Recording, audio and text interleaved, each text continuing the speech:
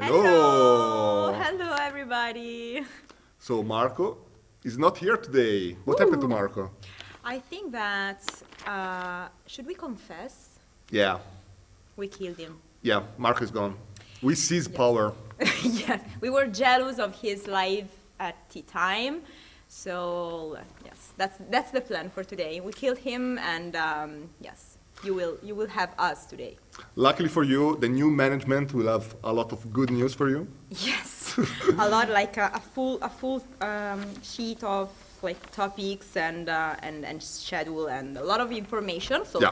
should we start? Because I think that Yeah, well, working. I think there's a lot of Broken Arrow fans with us today. hello, Yeah. Broken Arrow fans. But before we get to that, we have a couple of news that we want to cover.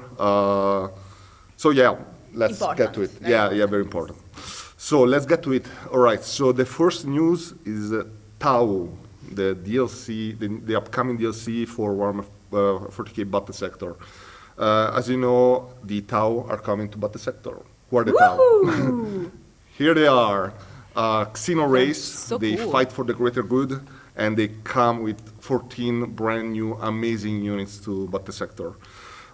The new faction will be available on all game modes, so skirmish, multiplayer, planetary supremacy, and demonic incursion. And I'm really looking forward to seeing a lot of players, lead the Tau to victory. It's really an amazing faction. Are you a fan of Tau? To be honest, I prefer Chaos Space Marines more, but yeah, I don't mind them. I don't know. Paolo is a big fan of Tau. Tau? Yeah. Okay. Okay, so yes, it's like very short time to the release of this very cool faction, I have to say. So yeah. Yeah, amazing screenshot, by the way. Yes, don't lose it. So next topic is about a very cool game, which I love. It is Headquarters World War II. Turn-based strategy game, and the cool news is that it will be at the next Steam Next Fest, starting on the 5th, so Monday the 5th. So you will have basically a playable demo there, so just go on the product page and download the demo. You will have the chance to play the first tutorial mission and the first campaign from the first mission, from the German campaign, and at release, the full game will have 3 campaigns and a lot of operations. I don't remember how many, like 9, I think, missions. So you don't want to miss this. We would love to receive a lot of feedback and comment on Headquarters World War II. We would love to hear what you think about it. We are really looking forward to see what you think about that, guys. Just one last thing, very important communication. The game will be released in Q2 2024, so it's not that far. In the meantime, people keep asking about Broken Arrow in chat. No worries, we'll get there in just a couple of minutes, guys. Just bear with us. Yeah. So just some quick communication about some changes that we are doing on the Slit store under this new management, because of course we want to reward your loyalty to us specifically as Alberto and Giulia as the new management of the tea time. Woo! Just joking. You will have Marco. Before someone decides to fire me or something. So we are updating the Slit store as we had previously announced. So the points are going to be reset. There are some slight adjustments to game prices on the Slit store, which hopefully will be well received. We will keep you updated on further changes on the Slit store, but Marco, if he's back, he will tell you more about it. If he's back, yes. But yeah, in the meantime, today, if you follow this live stream, you will receive 100 Slit coins every 10 minutes of watching. So keep watching. Another important news, this time on the Matrix games, we have just released, or it's going to be released in a couple of minutes, the new command showcase Icebreakers. which will take you to the Arctic Circle, of course, and put you in command of a combined American-Canadian naval task force. So yes, you will conduct a freedom of navigation exercise in the Arctic Ocean, transiting the seas north of Siberia as climate change opens up a new northern passage. So yes, you don't want to miss that. Just again, you will have the chance to try this in very few moments. That is very, very cool, as in the chat they are writing. Yes, it is. Speaking of Command, there is a big sale on Command going on. So the base game is 55% off until the 5th, so next Monday. Sorry for that. And the DSC range is also discounted, so it's a great opportunity to get in the franchise if you haven't. So yeah, without further ado, let's get to the reason why a lot of people are here. Yes, so Broken Arrow. Yes. Woo! All right, so as you guys know, yesterday we launched the open beta. It's been overwhelming under every aspect. Actually, you know, there's a funny bit of audio that we want to share with you. Basically, yesterday, while we were doing the countdown to opening the beta, the voice chat in the official Discord was going crazy. Yes. So we want to share that with you. This is the reaction of happiness, yes. and enthusiasm. So can we hear it? Yes, let's try. All right.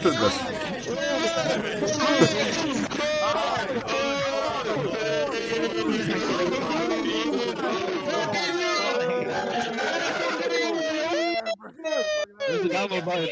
Where's the download button? Where's the button? Happy birthday to you! Happy birthday to you! So the reaction was like overwhelming. Like overwhelming for everyone, including the servers. Yeah. Sadly. It was wild. Yes. It was wild. Yeah, it was. All right. So essentially, we've received over 60. I believe now there are 65K applications and downloads in a few hours. And as you know, the servers are struggling a bit right now. You know, we're looking into it. We are looking for a solution as soon as possible. We are aware that, you know, a lot of people are willing to play as fast as they can. But remember that, you know, this open beta is exactly what we need to ensure that the game doesn't have these kind of issues at launch. We'd rather face these problems now than when we launch the game. I don't want to mention any other games, but other companies, they've done these problems at launch. We don't want to do that. We want to ensure that, you know, when the game launches, everyone has a smooth experience, no matter where they are, no matter where they're from, no matter where they're playing. So yeah.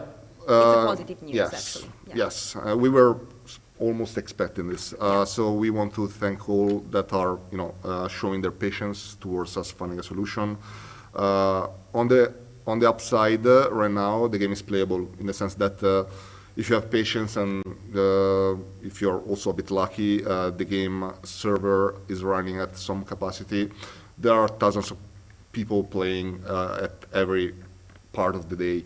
So, you know, the opportunity to play is here for the moment. Yeah. Yeah, essentially today we're going to connect with Felix Aber. Many of you know Felix is the creative director at Steel Balalaika. So can we get a connection to Felix? I think that he's already here. Yes. Here he is. Hello, Felix. Can you hear us? Hello. Yes, Hi. can you hear me? Yeah, I hear Yes. myself. Okay. Awesome. How are you? I'm fine. Well, it's been a rough night, to be honest. Did you get any sleep? A bit, yeah. Well, it's pretty much fixed now, so we're good. So yeah, for all the people asking when we're server fixed, they're actually online now. We have 5,000 people connected simultaneously, 3,500 in battle. We are not totally out of the mud yet, but it's pretty much it. It's good. Yeah, it is. It is. I'm I mean, starting to breathe. I'm starting to breathe right now, actually. we'll get there. I mean, as I was saying, so many thousands of players are playing despite the server issues. There are so much content popping up on YouTube and Twitch, so many reviews and previews on Steam, on discussion forums and whatnot. People are expressing their opinions about the game. And even on the public, on the official Discord of Broken Arrow, you can always find people streaming the game in the voice channels with other players and coordinating there. So there's a lot of activity right now, and the team, the Steve Balalike, has been amazing, in reacting to feedback, finding solutions as the servers were struggling a bit yesterday. They went down for a time, but a fix was very quickly deployed. And I only have positive things to say, both about how you guys are working and about the game itself. And I believe the community is very, they acknowledge that it's a beta, and that this sort of stuff is to be expected, and it takes a bit of time to get there, but we're getting there. Well, I totally understand. Well, it's when you have a lot of strong expectation, it can be very frustrating when things don't work as expected. I'm the first concern in this matter, and I understand people's reaction, but yeah, we're done with that. Normally, it should be good. Let's move on. Let's move on to the actual gameplay. Let's enjoy the game now. Sure. Yeah, just one last thing. Of course, we'll keep you posted on any development on the servers. But yeah, let's move on to the gameplay and the beta and what people can expect from it. So essentially, Felix, what does this beta contain, and why did you decide to include this sort of content in this beta? So this is a pure multiplayer beta, and we have excluded any solo content. In fact, in order to maximize the number of people who would be using the servers, joining the servers as a stress test, because well, if we offer too much solo content, it's not really on our objective here. So with pure multiplayer content, we really focus absolutely on what we need in terms of information, in terms of testing. So what we have in the beta is 5 versus 5 multiplayer with the support of an automatic matchmaker. So and you can play on six maps. So this is a limited content. This is way less than what the game will contain at release. At release, we will have something like, I don't know, 15, 20 maps, maybe something like that. And also, by the way, you only have access to 2 deck specialization per side. So 2 for the US, 2 for Russia. While which makes only 1 possible combination, and in the final game you will get 5. Actually, we have increased the number of specialization to 5 for each side, which makes 10 possible combination per side. So 10 archetypes of decks per side. And so, as I said, yeah, something. The chat is, of course, asking what is the 5th specialization for the US and Russia, but I don't think we want to... Do they even know the full list of the first specialization? We do. No, they do. No, they don't have all of them. I know.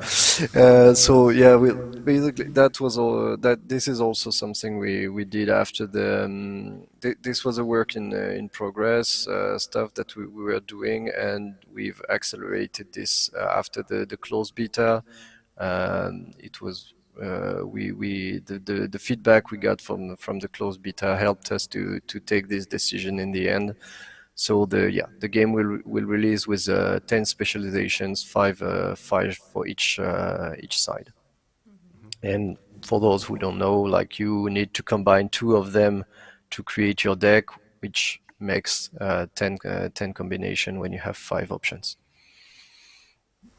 Felix, what can you tell us about how the available specializations in the beta work?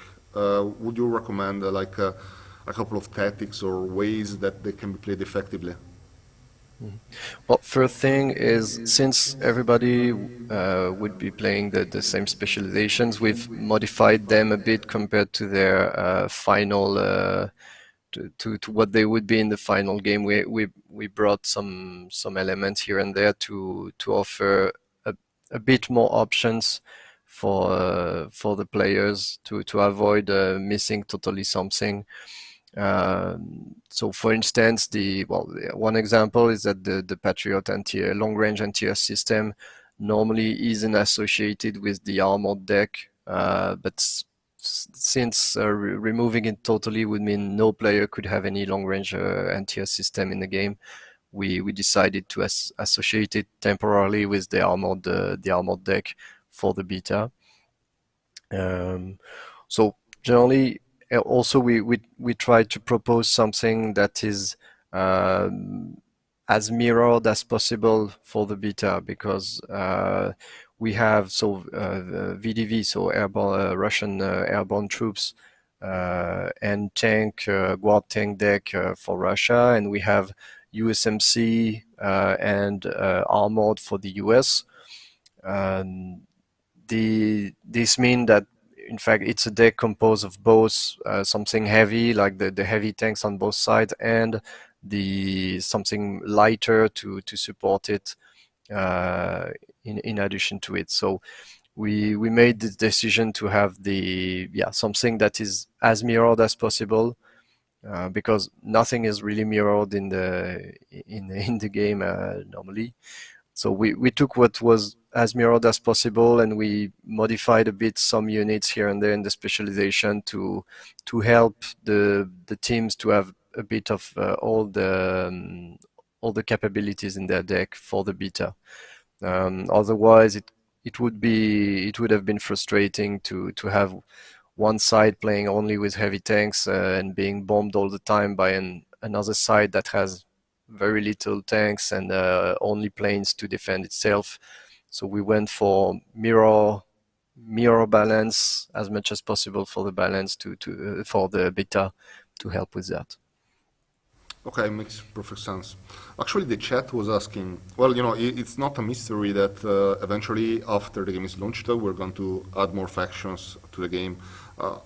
It's something that we've stated before, and it's but they're wondering if after more factions are added in the game, if there will be an opportunity or an option for having mixed teams. Let's say, I don't know, France plus USA or anything like that. Well, I'd say it's a problem for later first, because we have two factions at the moment, so the problem is not here yet. Once we have the plan to add more factions, more nations to the game, and it's something that will evolve. In fact, depending on the number and the type of factions that we add, this is something we will change. We will adapt to the content. In fact, the rule of combinations of factions and nations will adapt to the faction available. One thing that works now, so with two factions, might be improved when we have three, and what we have when we have three might also be modified again when we have 4, 5, stuff like that. So we'll let it evolve over time depending on what we have. All right, makes sense. I'm Not a Bot is actually asking about mod support, and I believe just wanted to put it out here. Quite a few people have been asking about a possible scenario editor. So I just wanted to ask you about that, and we can set expectations right. Mm-hmm. So first thing the game will contain a scenario editor. This scenario editor, it's not modding, it's like fully supported. You don't need to know how to code, you don't need anything. There is an interface, it's actually inside of the game. So you go you don't leave the game to go in the editor, you are still in the game. you create your mission and you can instantly play it in the game without having to relaunch the game or export anything. It's full support. Then modding, it's more stuff that it's like a half support in the sense that we we let people do things, but they will have more work to do, like it's importing your own 3D models or stuff like that. It's not, we don't hold the people by the hand to do that. We also don't want to prevent them. It's not our intention to prevent people from modding the game. However, there is one thing to take into consideration, is that we also want, well, to protect our DLCs. For instance, if we make a DLC for the game, we don't want people to be able to basically crack the DLC and get all the content from the DLC through the modding tools. So it's a balance between offering a maximum of possibilities for modding, and making sure that the paid content of the game is protected. And when I mean protecting is not something like, okay, you make a mode with friends in the game and I prevent you from doing that because I want to sell a friends DLC later. It's not that kind of protection. It's really, if we have made friends in the game, we don't want you to crack it open and make it free by giving the content that we have worked on to people for free in your mode. That's the only thing we want to prevent. For the rest, it's modding is always a positive stuff. Oh yeah, it's something that the community really wants and would appreciate. So great news, I think. We had a question about how the overall balancing process looks like from your side, from Steel Balalaika's side, in the sense that I've seen that you guys are collecting a lot of feedback and a lot of data and information about matches that are being played. So how do you process that kind of information, and how does that factor into how you balance the game? Well, first thing to take into consideration with the balance is that at the moment you only have 2 specialization out of 5. So one, everybody is playing the same thing. And in the final game, it's still a possibility, but it's only one of the possibility out of many. So the overall balance of the game now, it's one situation. You see, like we receive feedback like, oh, for instance, I don't know, tanks are too powerful. Yes, but on the other hand, it's like 10 players all playing an armored deck. So if playing with tank wasn't powerful in this kind of situation where everybody has put armored in his deck, that would be wrong. So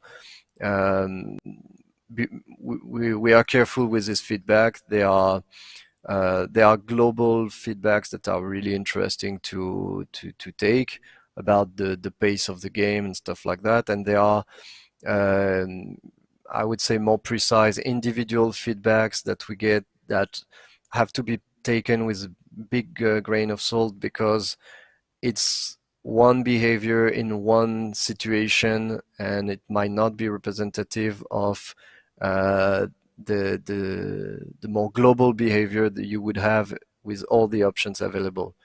A simple example, if making a big blob of tank and rushing in the middle of the enemy lines is very powerful at the moment, take into consideration that if you have a specialization bringing nuclear bombs with it, this kind of blobbing tactics would suddenly be much less effective. So if you take the broader context into account, things can change a lot. And also, of course, we have monitoring of statistics and stuff like that, but I don't trust statistics too much. Like, it's statistics give you an insight of something that might go right or wrong, but it's a dangerous stuff to trust only statistics. It's always important to get the opinion of the players themselves, because it's not because someone plays. Well, it's not because the statistics says that everybody's fine, everything's fine, that it's necessarily a good thing. So statistics, but also human input, very important here for the balance. Okay, that makes perfect sense. Someone from the chat is asking, can we get a clip of what a nuclear bomb looks like? Bet it's cool. I don't think we have one at hand, but if I remember No, correctly, well, and there you can is correct me one. if I'm There wrong, is there was one one in in the trailer, right? In yep, one of the latest trailers that was published at the end of one in it. the trailer, but note it's still a work in progress version of the Yeah. FX. It's the biggest explosion we do, so yeah, we'll make another pass to improve it as well. Also add the effects around like trees being destroyed, stuff like that that are not done yet, and we are in the process of adding.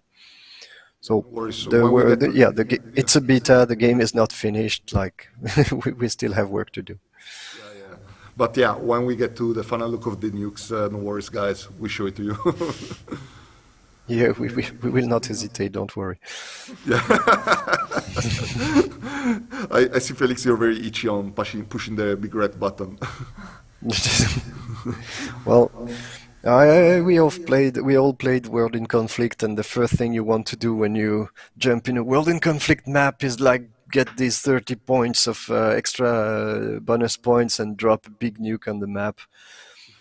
The big difference with Broken Arrow is that since you control the bomber and the bomber can be shut down, it's a dangerous thing to do. Like you might lose the bomber before the bomb is dropped, and you've suddenly lost 1,000 points for nothing. So a bit more dangerous than World in Conflict. All right. About the 6 playable maps, can you tell us anything about them? What was your reasoning when it came to shipping them? Yeah, well, the maps are they are the same maps as the campaign or alternative version of the maps of the campaign. So this starting to give you an idea of what the campaign will be about. So the video that we have in the background is the city of Parnu. I hope it's pronounced like that. Sorry, there's a umlaut on the U. So yeah, the campaign will be in the Baltics, the Baltic states. These maps come from the Baltic states, or mostly. There are some little exceptions here and there.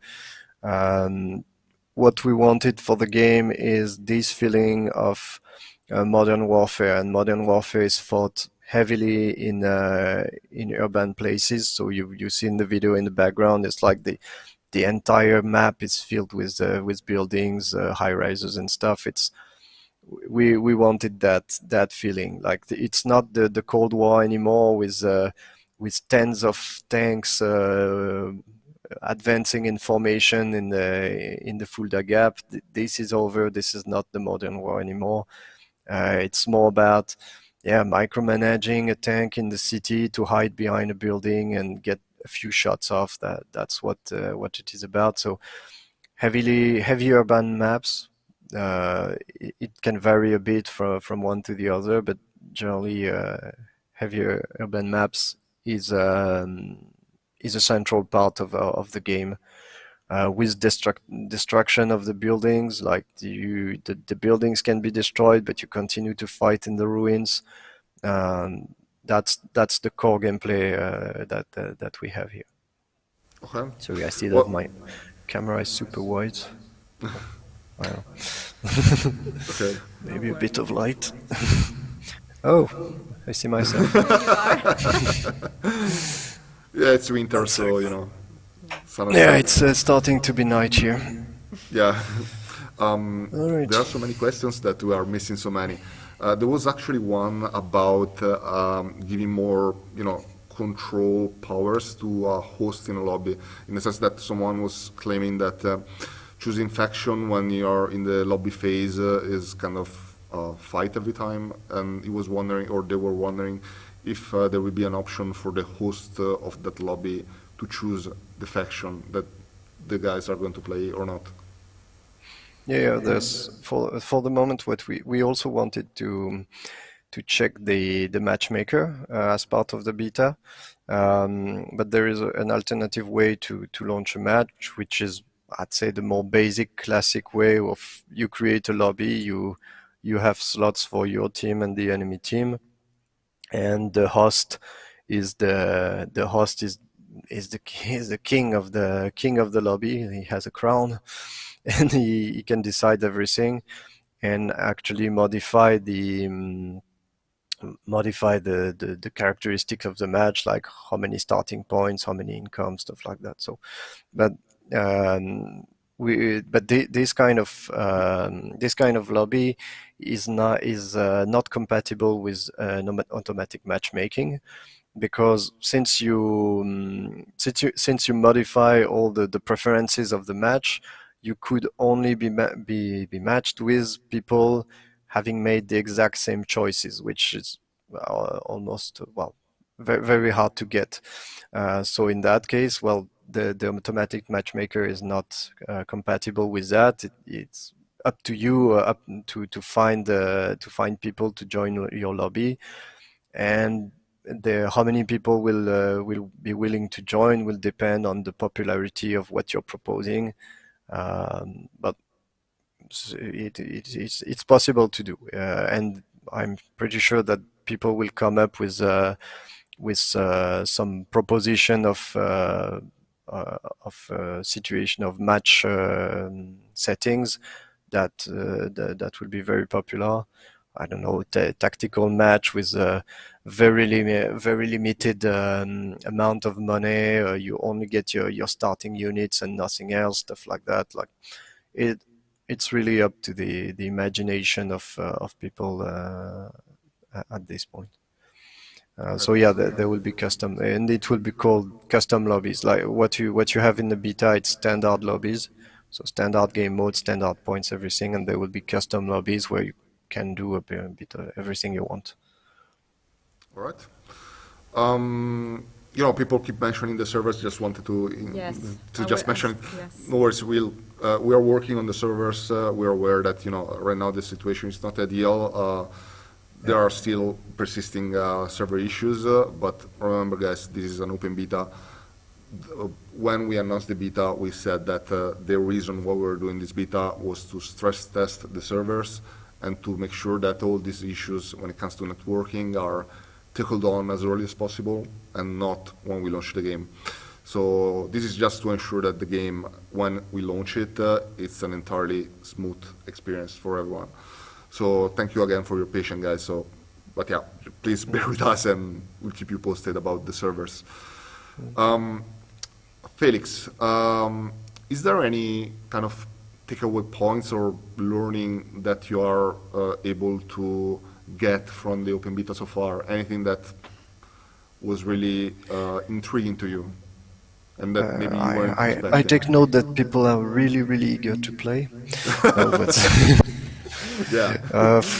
Well, for the moment, it's we are more learning on the technical part than the gameplay part because of that. But well, we had the closed beta earlier in November, December last year, which was close to this iteration. So mostly what you see here is like a reinforced version of the closed beta. We wanted to show that to a broader audience with expand also the stress testing, because we think that at release the game the situation will be even better, worse, depending on which side of the server you place yourself, with even more people trying to connect at the same time. So yeah, we wanted to make a larger test, and we'll probably make another one before the release with like even more people, stuff like that. So we're learning based on that. Like the play tests are made for that, to see what's working, what's not working, and fix what is not working and improve what is already working. So we'll continue with that. The beta is planned to be 2 weeks. So it's been 24 hours. It's been rough 24 hours, but we will fix that, and there will be plenty of time to test the game before the 16th of February. Don't worry. Yeah, since we are mentioning it, and I just wanted to touch base with the community about this. For all those who are interested, we wanted to run a multiplayer challenge for anyone taking part in the open beta. But to be honest, maybe Felix, this is a good moment to discuss the opportunity of starting the leaderboard count only after we have sorted the server issues. Yeah. Let's start that later. For the moment, we deal with the technical part. By the way, I see in the chat someone saying that he cannot join the playtest at the moment. Yeah, I think new people cannot join the beta at the moment while we fix the problem. So there is already like the 60 and something thousand people who have access to it. We'll fix the problems. Once the problems are fixed, we'll let new waves of people to come in, check that it's working correctly, rinse, repeat, basically. Essentially, you can apply to it right now, but we will add you manually and approve you manually in the open beta once the server issues are fixed, rather than have more and more thousands of people get in the beta while we still have these server issues. It's just a way, to ensure that players get in a sort of orderly way, so to speak. Okay. Well, A lot of questions. Yeah, a lot of questions. Yeah, a lot of questions. I'm trying to read at the same time while I'm talking. Well, there are stuff like what? Yeah. Would like to answer, Felix? Well, I take those at the bottom. Sorry for those words, but generally like ultra wide stuff. Yes, it's not very compatible with the UI is not fully compatible with ultra wide at the moment. We have some elements which are not attached to the correct part of the screen, but we'll work on that.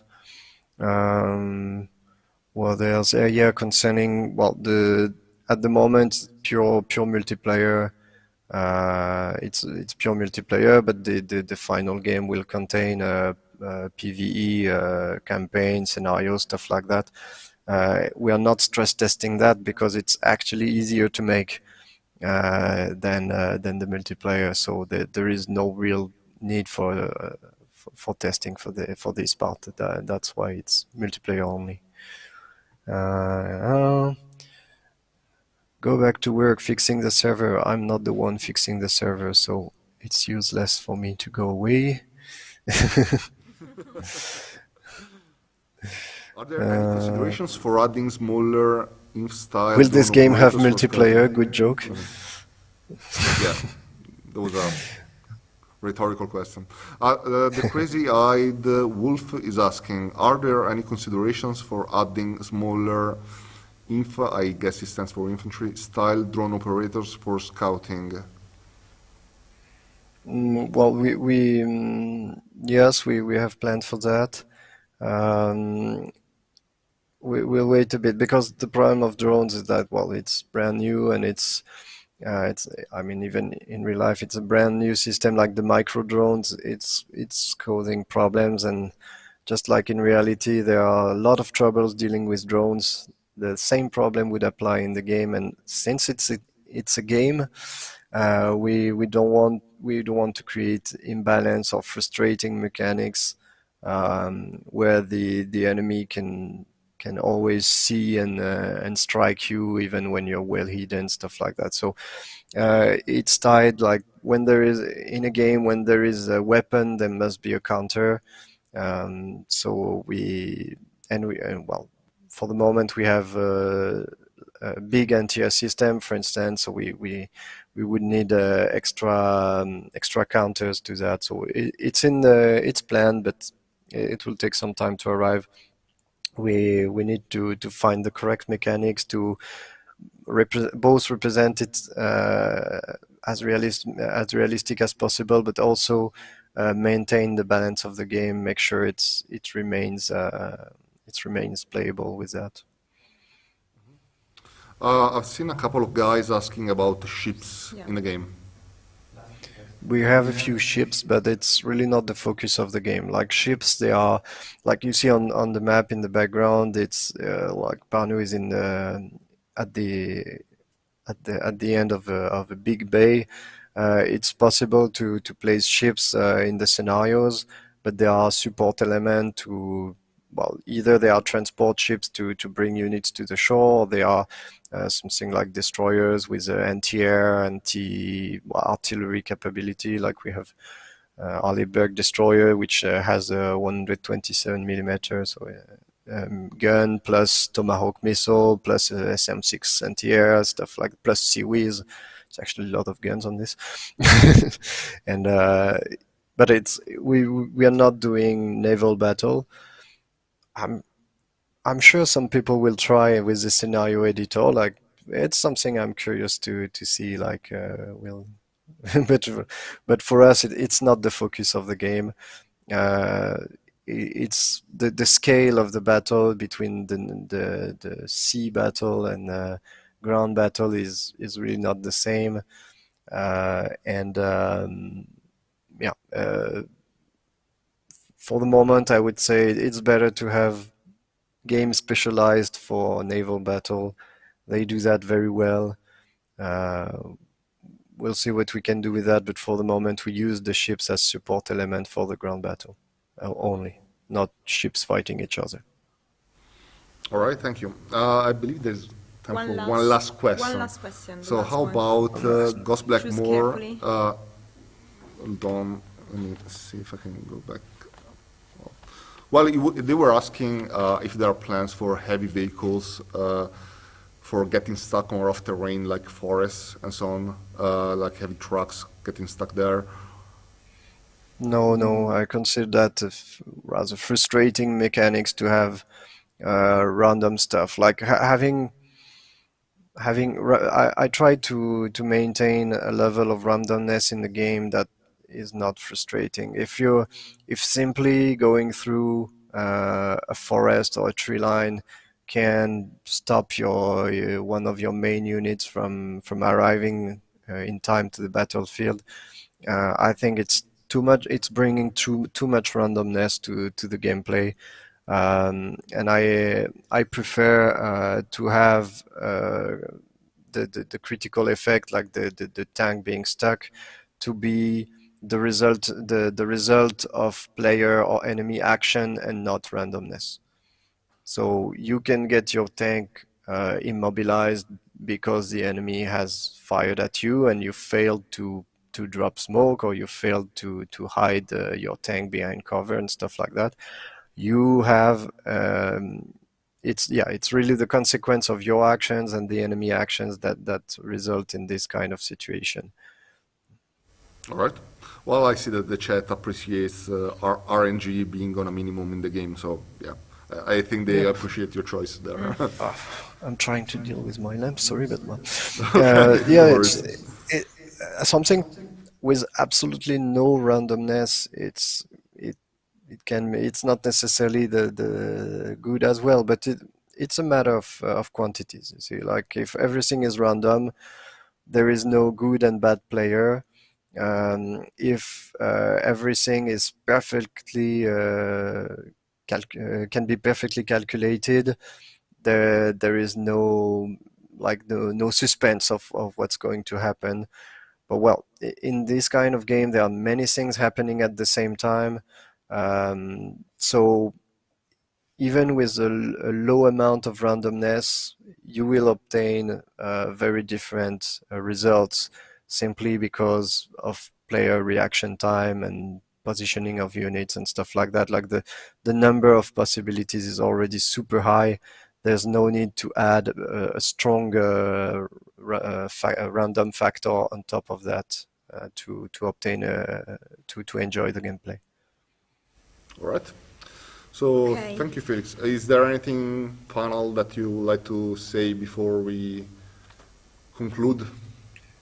Well, be patient for the servers. We're working on it. We'll find a solution, certain. And well, see you on the battlefield. I'm playing every time I can these days. Like I spend my day working, my evening playing, but no, working again because it's my job.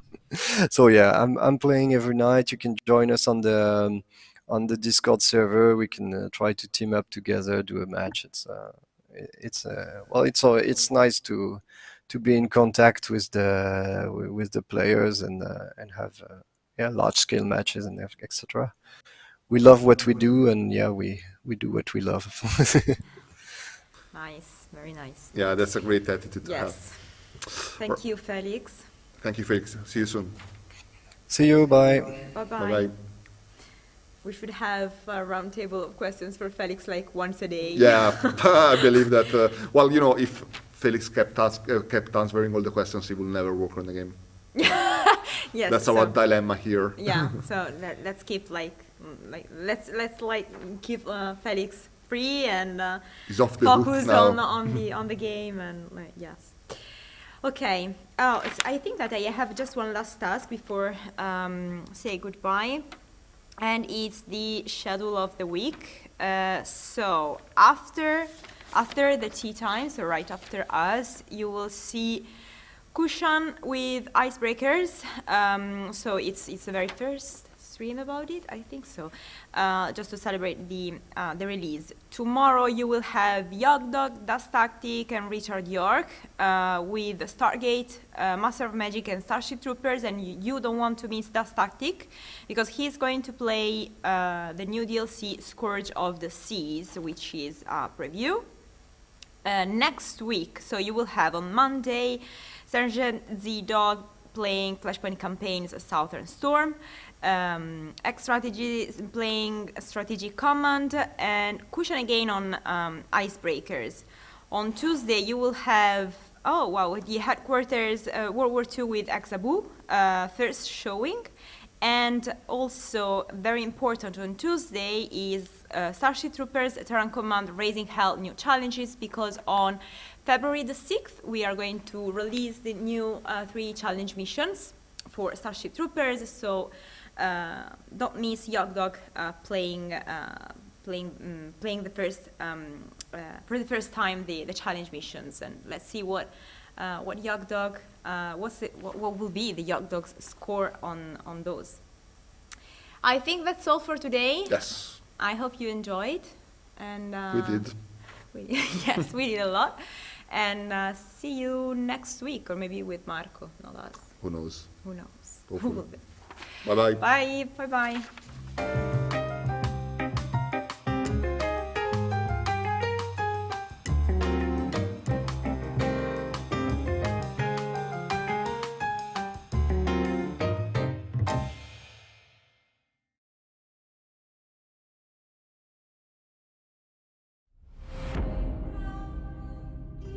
The attraction towards new experiences is powerful. Alienware gear isn't made to resist that pull. It's made to accelerate it, to transport you to new places where you can embrace difference and leave familiar behind, bringing you ever closer to the ultimate experience. See you on the other side.